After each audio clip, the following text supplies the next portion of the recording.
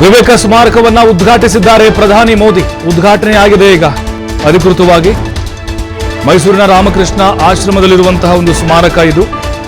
ಉದ್ಘಾಟನೆ ನೆರವೇರಿಸಿದ್ದಾರೆ. ನಾರಾಯಣ ಶಾಸ್ತ್ರಿ ರಸ್ತೆಯಲ್ಲಿರುವಂತಹ ಪವಿತ್ರ ತಾಣ ಇದು ವಿವೇಕ ಸ್ಮಾರಕ. ನೋಡ್ತಾ ಇದ್ದೀವಿ ನಾವು, ವಿವೇಕ ಸ್ಮಾರಕ ಉದ್ಘಾಟನೆ ಆಗಿದೆ. ನೋಡಿ, ವಿವೇಕಾನಂದರವರು ಯುವಕರ ಒಂದು ಸ್ಫೂರ್ತಿ, ಯುವಕರ ಭವಿಷ್ಯ, ಯುವಕರ ಧ್ವನಿ, ಯಾವ ರೀತಿಯಾಗಿ ದೇಶದ ವಿಚಾರ ಅಂತ ಬಂದಾಗ ಹೇಗೆ ವಿದೇಶಗಳಲ್ಲೂ ಕೂಡ ಅವರು ತಮ್ಮ ಭಾಷಣದ ಮೂಲಕ ಭಾರತದ ಕಡೆಗೆ ತಿರುಗುವಂತೆ ಮಾಡಿದ್ರು ವಿದೇಶಿಯರನ್ನು ಕೂಡ. ಅಂತಹ ಒಂದು ಯುವ ಮನಸ್ಸು. ಮತ್ತು ಅಲ್ಲಿ ನೋಡಿ, ನಾವು ಕೆಲವೊಂದಿಷ್ಟು ವಸ್ತುಗಳನ್ನು ಸಂಗ್ರಹ ಮಾಡಿದ್ದನ್ನು ನೋಡ್ತಾ ಇದ್ವಿ. ವಿವೇಕಾನಂದರು ಈ ಸ್ಥಳಕ್ಕೆ ಭೇಟಿ ಕೊಟ್ಟಾಗ ಅವರು ಕೆಲವು ವಸ್ತುಗಳನ್ನು ಅಲ್ಲೇ ಇಟ್ಟಿದ್ದರು. ಅವ್ರು ಬಂದಾಗ ಬಳಸಿದಂಥ ಕೆಲವೊಂದಿಷ್ಟು ಉಪಕರಣಗಳು ಅದನ್ನು ಹಾಗೆ ಸಂಗ್ರಹ ಮಾಡಿಟ್ಟಿದ್ದಾರೆ ಅವರ ನೆನಪಿಗೋಸ್ಕರ. ಅದನ್ನು ಕೂಡ ಪ್ರಧಾನಿ ಮೋದಿಯವರು ಬಹಳ ಕುತೂಹಲದಿಂದ ವೀಕ್ಷಣೆ ಮಾಡಿದ್ದಾರೆ. ವಿವೇಕ ಸ್ಮಾರಕವನ್ನು ಈಗ ಪ್ರಧಾನಿ ನರೇಂದ್ರ ಮೋದಿಯವರು ಲೋಕಾರ್ಪಣೆಗೊಳಿಸಿದ್ದಾರೆ. ನೋಡಿ, ಇವೆಲ್ಲ ನೋಡ್ತಾ ಇದ್ದೀವಿ. ಇವೆಲ್ಲ ಆ ಸಂದರ್ಭದಲ್ಲೇ ಇದ್ದಂಥವು ಎಲ್ಲೋ 1892ರಲ್ಲಿ ವಿವೇಕಾನಂದರ ಆ ಒಂದು ಸ್ಮಾರಕ ಏನಿದೆ, ವಿವೇಕ ಸ್ಮಾರಕ, ಅದನ್ನು ಬಹಳ ಪ್ರೀತಿಯಿಂದ ಮತ್ತು ಬಹಳ ಗೌರವಯುತವಾಗಿ ನರೇಂದ್ರ ಮೋದಿಯವರು ಉದ್ಘಾಟನೆಯನ್ನು ಮಾಡಿದ್ದಾರೆ. ಮೈಸೂರಿಗೆ ಹೋದರೆ ನಮಗೆ ತಟ್ಟಂತ ನೆನಪಾಗೋದು ವಿವೇಕ ಸ್ಮಾರಕ. ಒಂದು ಪ್ರೇಕ್ಷಣೀಯ ಸ್ಥಳವಾಗಿ ಕೂಡ ಅದು ಹೊರಹೊಮ್ಮುತ್ತಾ ಇದೆ.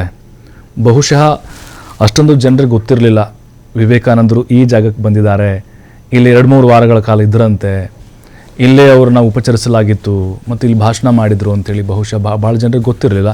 ಈಗ ನರೇಂದ್ರ ಮೋದಿಯವರು ಈ ಕಾರ್ಯಕ್ರಮಕ್ಕೆ ಬಂದ ಮೇಲೆ ದೊಡ್ಡ ಮಟ್ಟದಲ್ಲಿ ಈಗ ಸುದ್ದಿ ಆಗ್ತಿರೋದು ಮತ್ತು ಅದರ ಬಗ್ಗೆ ಜನರು ಬಹಳ ಕುತೂಹಲದಿಂದ ತಿಳಿದುಕೊಳ್ತಾ ಇದ್ದಾರೆ. ಅನಾಥಾಶ್ರಮ ಅಥವಾ ನಿರಂಜನ ಮಠ ಅಂತ ಕರೀತಾರೆ.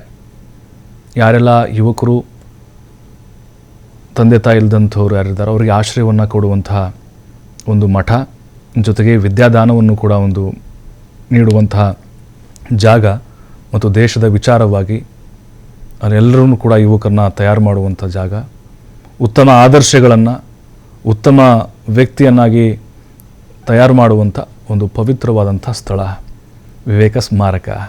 ಹಾಗಾಗಿ ನರೇಂದ್ರ ಮೋದಿಯವರು ಈ ಒಂದು ಕಾರ್ಯಕ್ರಮದಲ್ಲಿ ಬಹಳ ಖುಷಿಯಾಗಿ ಪಾಲ್ಗೊಂಡು ಮಹತ್ವಪೂರ್ಣವಾದಂಥ ಒಂದು ಸಂದೇಶಗಳನ್ನು ಕೊಟ್ಟಿದ್ದಾರೆ. ಹಾಗೆ ಅಲ್ಲಿ ಶಿವ ದೇವಾಲಯವನ್ನು ಕೂಡ ನಿರ್ಮಾಣ ಮಾಡಲಾಗಿದೆ. ಅಲ್ಲೂ ಕೂಡ ಶಿವ ದೇವಾಲಯಕ್ಕೆ ನಮಸ್ಕಾರ ಮಾಡಿದರು. ಅದಾದಮೇಲೆ ಕೆಲ ಕಾಲ ಪ್ರಾರ್ಥನೆಯನ್ನು ಕೂಡ ಸಲ್ಲಿಸಿದರು. ನೋಡಿ, ನಾವು ನೋಡ್ತಾ ಇದ್ದೀವಿ, ಇದೇ ವಿವೇಕ ಸ್ಮಾರಕ.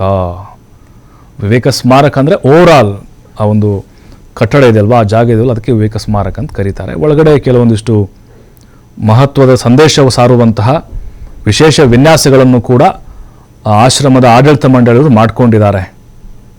ಏನೇನು ವಿವೇಕಾನಂದರು ಅಲ್ಲಿ ನೆನಪುಗಳನ್ನು ಬಿಟ್ಟು ಹೋಗಿದ್ರು ಅದೆಲ್ಲವೂ ಕೂಡ ಈಗ ನಮ್ಮ ಕಣ್ಮುಂದೆ ಕಾಣಿಸ್ತಾ ಇದೆ. ಶಿವನ ಆರಾಧನೆ ಮಾಡ್ತಾ ಇದ್ರು, ಅದು ಕೂಡ ಶಿವ ದೇವಾಲಯ. ಅದರ ಜೊತೆಗೆ ಅಲ್ಲಿ ಪರಿಸರ ಸಂರಕ್ಷಣೆ ಮಾಡಬೇಕು ಅಂತ ಸಂದೇಶ ವಿವೇಕಾನಂದರ ಸಂದರ್ಭದಲ್ಲಿ ಅಲ್ಲಿನ ಸಿಬ್ಬಂದಿಗಳು ಕೊಟ್ಟು ಹೋಗಿದ್ರು. ನೋಡಿ, ಅದನ್ನು ನಿರಂತರವಾಗಿ ಫಾಲೋಅಪ್ ಮಾಡ್ಕೊಂಡು ಬರ್ತಾನೆ ಇದ್ದಾರೆ ಸುಮಾರು 200 ವರ್ಷಗಳಿಂದ. ರಾಜ ಮಹಾರಾಜರ ಕಾಲದಲ್ಲಿ ಅವಾಗೆಲ್ಲ ದಿವಾನರಿದ್ದರು. ನಮ್ಮ ಮೈಸೂರು ಅರಮನೆ ಇದೆ ಅಲ್ವಾ, ರಾಜರ ಕಾಲ ಇತ್ತು ಅವಾಗ. ಆ ಸಂದರ್ಭದಲ್ಲೂ ಕೂಡ ಅವರ ಒಂದು ಈ ಭೇಟಿ ಬಹಳ ಮಹತ್ವವನ್ನು ಪಡೆದುಕೊಂಡಿತ್ತು. ಇಡೀ ದೇಶಾದ್ಯಂತ ವಿವೇಕಾನಂದರು ಸಂಚಾರವನ್ನು ಮಾಡಿ ಯುವಕರನ್ನ ಹುರಿದುಂಬಿಸುವಂಥ ಒಂದು ಕೆಲಸವನ್ನು ಮಾಡ್ತಾಯಿದ್ರು. ಆದರೆ ಅಪರೂಪ ಅಂತ ಹೇಳ್ಬೋದು ಈ ಜಾಗಕ್ಕೆ ಅವರು ಭೇಟಿ ಕೊಟ್ಟಿರೋದು.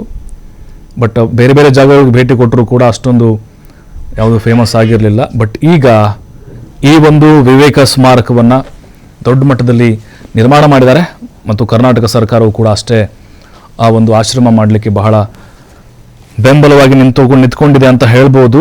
ಆ ಸಂದರ್ಭದಲ್ಲಿ ವೆಂಕಟಕೃಷ್ಣ ಏನಿದ್ದಾರೆ ವಿವೇಕಾನಂದರವ್ರನ್ನ ಬಹಳ ಆತ್ಮೀಯವಾಗಿ ಉಪಚರಿಸಿದ್ರಂತೆ. ಮತ್ತು ಶಿವಾಲಯ ಏನಿದೆ, ಈ ಶಿವಾಲಯ ಅವ್ರನ್ನ ಬಹಳ ಆಕರ್ಷಣೆ ಮಾಡಿಬಿಟ್ಟಿತ್ತು ವಿವೇಕಾನಂದರನ್ನ. ಅದೇ ಸ್ಥಳದಲ್ಲಿ ಕೂತ್ಕೊಂಡು ಅವ್ರು ಧ್ಯಾನ ಮಾಡ್ತಿದ್ರಂತೆ ಮತ್ತು ಉಪದೇಶಗಳನ್ನು ನೀಡ್ತಾ ಇದ್ರು ಯುವಕರಿಗೆ.